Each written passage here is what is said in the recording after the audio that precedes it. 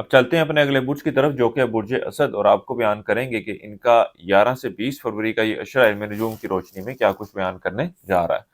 وہ افراد جو 23 جولائی سے 23 اگست کے عشرے کے دوران پیدا ہوئے ہیں وہ برج اسد کے تحت آتے ہیں۔ اس کے علاوہ وہ افراد جن کو اپنی تاریخ پیدائش معلوم نہ ہو مگر ان کا نام میم سے شروع ہوگا تو وہ بھی برج اسد کے تحت آئیں گے۔ اس عرصے کے وقت کے دوران برج اسد والے افراد شادی کی کوششیں تو کرتے ہوئے نظر آتے ہیں لیکن ان کی بات چلتی ہوئی نظر نہیں آتی۔ اس کے ساتھ ہی ساتھ وہ افراد جن کا رشتہ طے ہوا تھا ان کے منگنی یا نکاح کے حوالے سے بھی معاملات میں ڈیلے آتا ہوا نظر آ رہا ہے۔ اس عشرے کے شروع کے ایام آپ کے مالی معاملات اور مالی صورتحال میں کچھ بہتری کی طرف اشارہ کر رہے ہیں۔ اس عشرے کی 15 سے 20 فروری کے وقت کے دوران آپ کو اپنے مالی معاملات کے حوالے سے کچھ مشکلات کا سامنا کرنا پڑ سکتا ہے، اور آپ کی طرف سے کچھ ایسے فیصلے بھی لیے جاتے ہوئے نظر آ رہے ہیں جن کی وجہ سے آپ کو مالی نقصان کا سامنا کرنا پڑ سکتا ہے۔ زندگی کے کسی بھی معاملے کے حوالے سے آپ کو روحانی مشاورت چاہیے ہو، اپنا حساب لگوانا ہو، آپ نے تو ہمارے اسکرین پہ دیے گئے نمبر پر رابطہ کیجیے گا، انشاءاللہ تعالی آپ کی ان معاملات کے حوالے سے بہتر رہنمائی کر دی جائے گی۔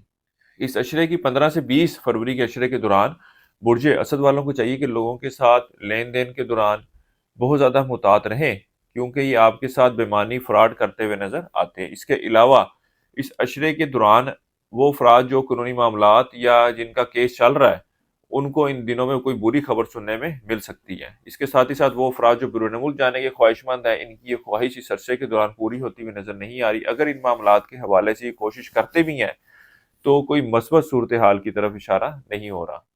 اس عشرے کے شروع کے ایام کا وقت آپ کے اندرون و سفر کے لیے جانے کو ظاہر کر رہا ہے۔ اس کے علاوہ اس عشرے کے شروع کے ایام میں آپ اپنی خواہشات کو حقیقی شکل دینے کے حوالے سے خاصی کوششیں کرتے نظر آ رہے ہیں، اور اللہ کے فضل و کرم سے آپ کی ان کوششوں میں آپ کو کامیابی بھی ملتی ہوئی نظر آتی ہے۔ اس کے ساتھ ہی ساتھ اس عشرے کے وقت کے دوران آپ کو ایک اچھی اور بہتر صحت سے واسطہ رہے گا، لیکن وہ افراد جو مستقل بیماری کا شکار ہیں ان کو چاہیے کہ اس عشرے کے آخری 5 ایام میں اپنی صحت کے حوالے سے بہت زیادہ احتیاط برتیں کیونکہ اس عشرے کے آخری 5 ایام آپ کی صحت میں کچھ خرابی کی نشاندہی کر رہے ہیں۔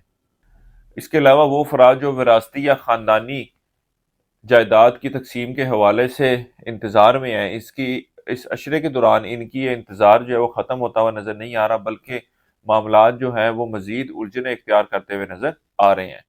اس عشرے کے شروع کے ایام میں آپ کو اپنے بہن بھائیوں کی طرف سے کچھ فائدہ ملتا ہوا نظر آ رہا ہے۔ اس کے علاوہ اس عشرے کے وقت کے دوران کاروباری صورتحال میں بھی کچھ بہتری دیکھنے میں آئے گی۔ حکومتی اداروں سے وابستہ کوئی کام ہے تو ان کے حل کے لیے بھی آپ کو ضرور کوشش کرنی چاہیے۔ اللہ کے فضل و کرم سے معاملات جو ہیں وہ آگے بڑھتے ہوئے نظر آ رہے ہیں۔ اس کے علاوہ اس عشرے کے لیے ایک وظیفہ آپ کو بتا رہا ہوں، یا اللہ یا قادر 3 تسبیح آپ نے سے کرنی ہے روزانہ عشاء کی نماز کے بعد، اللہ تعالیٰ سے دعا کریں کہ اللہ تعالیٰ آپ کے معاملات میں بہتری فرمائے۔ اس کے علاوہ اس عشرے کے دوران حسب توفیق نقد رقم کا صدقہ کرتے رہیں۔ اس عرصے کی 7 تاریخ آپ کی 11 اور 12 فروری کی ہے۔ اس عرصے کی نحس تاریخ آپ کی 18 فروری کی ہے۔ برج اسد والوں کے لیے اب تک اتنا ہی۔ اللہ حافظ۔